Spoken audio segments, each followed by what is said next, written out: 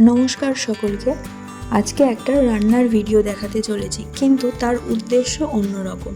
তো কী সেই উদ্দেশ্য সেটা চলো জেনে নেওয়া যাক। এই ভিডিওটা বানিয়েছিলাম অনেক দিন আগে, কিন্তু মাঝখানে হারিয়ে গেছিলো।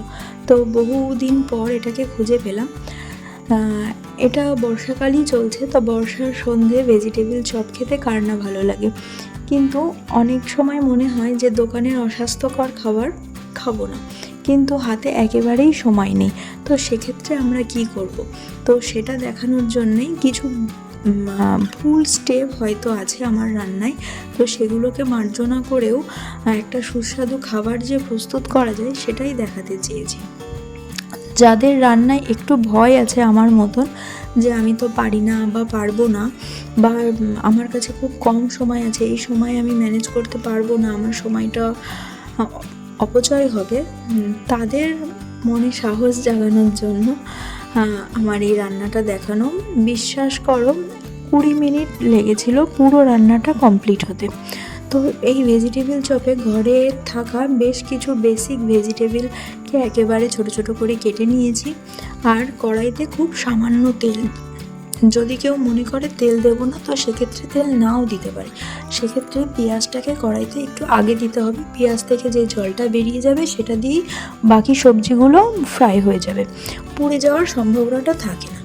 তো বাকি সবজিগুলোকেও খুব কম ভেজে তার মধ্যে জল ঢেলে দিতে হবে। আর জিরে, ধনে, গোটা গরম মশলার মতন কিছু মশলাকে একটু রোস্ট করে মিক্সার গ্রাইন্ডারে মিক্স করে নিয়েছি।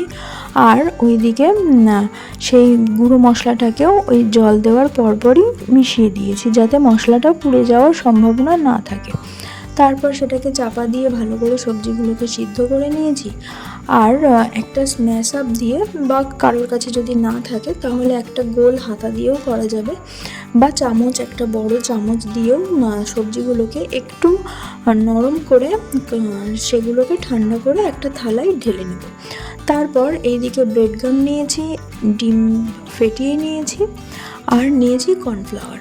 তো ওই সবজি যেটা রান্না হলো, তো সেই সবজিটাকেই একটু হাতের শেপ দিয়ে ওই কর্নফ্লাওয়ারের মধ্যে একটু কোট করে ডিমের ব্যাটারে চুবিয়ে তারপর ব্রেড গামের মধ্যে কোট করব। এক্ষেত্রে কেউ চাইলে 2বার কোট করতে পারে, কেউ চাইলে 1বার কোট করতে পারে। আমি 2বার করেছি যাতে ক্রাঞ্চিটা একটু বেশি হয়। ভেজিটেবিলের জন্য কিছু স্যালাডও কেটে রেখেছি, আর রিফাইন তেল গরম করে সেগুলোর মধ্যে একটু ব্রাউন করে ভেজে নিলেই রেডি।